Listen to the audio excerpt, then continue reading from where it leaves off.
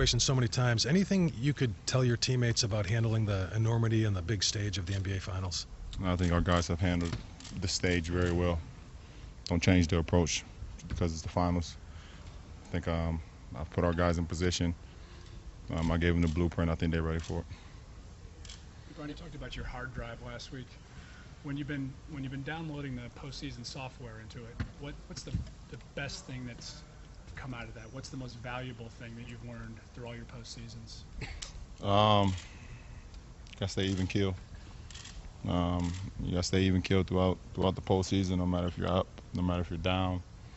One game can change a headline, the next game it could be the exact opposite. So you can't get involved and you can't think about it, you can't even really put your mind to it. You just gotta understand what the task at hand and go out and do it. You've been through the subject matter a bunch of times throughout the course of the season, and you compared you and Kyrie to kind of being new students at school. It takes a while to get each other's inside jokes and stuff, but we just spoke to Kyrie about you, and he kind of just spoke from the heart about what you've meant to him and the team this year. What does Kyrie mean to you on this team? Well, I mean, like I said before, part of the reason I decided to come back from the beginning was his how special he was. I noticed that as well, and to see him grow and to see him learn, what it means to truly be a professional every day since I've been here, it's been a huge reward, and it's been great to see it. To see his mind process, so many different things, over the course of these months, and to be able to translate that not only to on the floor but off the court as well, it's been a treat to watch. See him playing in Game 4, another one of those steps that you like to talk about? Well, absolutely. And like I said, Kyrie at 50%, Kyrie at 60% is better than Kyrie at all. And for him to come back and just give us that boost, in front of our home fans, I think it was all the more why we was able to close that series out. LeBron, what did you think of your foray into film with Amy Schumer, Bill Hader, and Judd Apatow? Say that again, my what? Your foray into film? It was a great experience. I had a lot of fun, and be able to be around so many great comedians, and Bill Hader and the great Amy Schumer. She's unbelievable. She's hilarious, and with a great screenwriter and producer, Judd Apatow. I mean, you can look at his list of movies that he's done to see how great he is in comedy and great at movies, period. So it was great to be a part of that cast and be on set. Ron, how much of this series is going to be decided on the three-point line? Well, obviously they use theirs extremely well. They have two of the greatest shooters probably this game has ever seen, and Steph and Clay. And, and other guys on their team, use the three-point line as well. When we're shooting the ball at a high clip, we're a great team as well. But, for us, we start our hand on the defensive end. And it's going to be very challenging versus this team. And we understand that, and we'll be ready. Ron, as you know, you have a ton of finals experience, and some of the guys on your bench do. I don't think anyone over there does. Is that automatically an advantage, or is that something that you have to make an advantage? You have to turn it. It's no advantage. The only advantage is if you're able to win the series. That's the only advantage. For us, we got to go out and play, and they're going to come out and play as well. They have there's a possibility they can have one more home court game than us.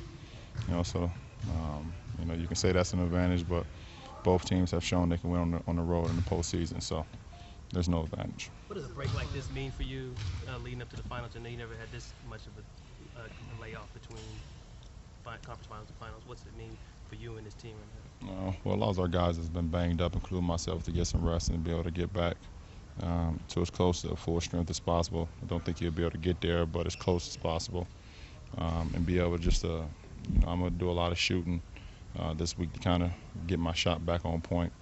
Where it was kind of missing in the last round. So be able to get my body feeling better and work my game and get ready for next week.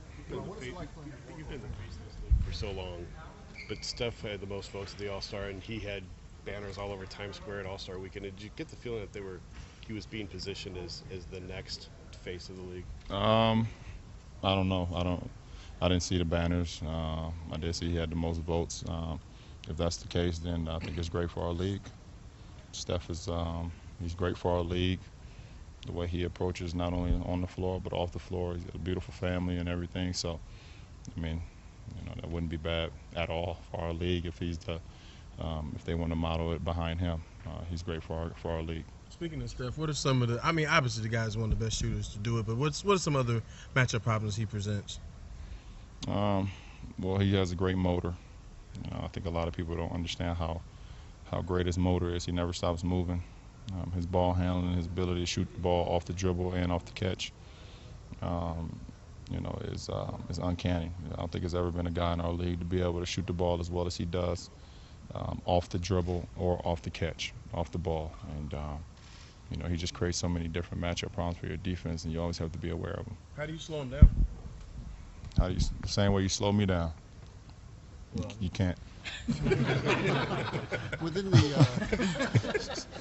the team competition, there's going to be a lot of attention, particularly for casual fans, on the MVPs. I mean, you've won multiple. Mm-hmm. This was Steph's year. Yeah. The way you guys play and what you mean to your teams, is it sort of show there's different ways to skin a cat when it comes to being an MVP? It all depends how you want to define what an MVP is. And I've been fortunate to win the trophy 4 times, but I've been an MVP of my team for a long time. But just because of the way I lead and the way I approach the game, the way I approach, us being professionals off the floor. So for me, I don't, I'm honored. I'm blessed to be able to have 4 trophies, but I don't need a trophy to understand what MVP really means. And, so it's pretty cool, though, when the voters go out and they vote for who they think the league is or that respective season. I think Steph was well deserving. What did that Bill Russell MVP? You won it twice. How did it feel compared to the regular season MVPs? A different kind of experience? Oh, absolutely. I mean, you won the finals, and I've been fortunate enough to do it twice, and then be rewarded the MVP of the finals, and that means a lot. I mean, you was able to do some great things for your team, in the biggest stage in our league, and it was great feeling. Ron, you and Steph ever talk about your Akron connection? No, never have. I don't think we'll talk too much about it either coming up. But I think it might be a storyline. One of you guys will figure out a way to. Hey, you saw him in college. You knew right away, didn't you, that this kid was going to be special? Yeah. The shot, his acumen, his basketball intelligence. What did you see in him? Everything. The fact that he was, I just kind of read upon his story from day one, how under recruited he was, and to be able to lead a Davidson squad like that into the tournament. And I actually got an opportunity to watch him 3 or 4 times in college. I drove up to Detroit to watch him in the tournament. I happened to be in Charlotte playing the Hornets, which was the Bobcats at the time, I believe, and got an opportunity to watch him there. And I just thought he was special. I thought he was a special kid. I'm very good at noticing talent, and I thought he was special then, and obviously he is now still. How would you describe your relationship with him now? Well, I mean, we don't talk, nothing like that, but we're respectful of each other's game, how each other approach the game, how each other are off the floor. I think it's great. I've had an opportunity to speak to him a few times on the floor in the past, just talk about, the process of being a great basketball player and being a leader and what it takes to, get to this point. And I don't know if he used it or not, but, he's done great for himself. I don't think he needs anything from me. He has a great family. His dad comes from this pedigree. He has so many great people around him, so he don't need nothing from me. All right, thanks, guys. I'll do it. Thanks.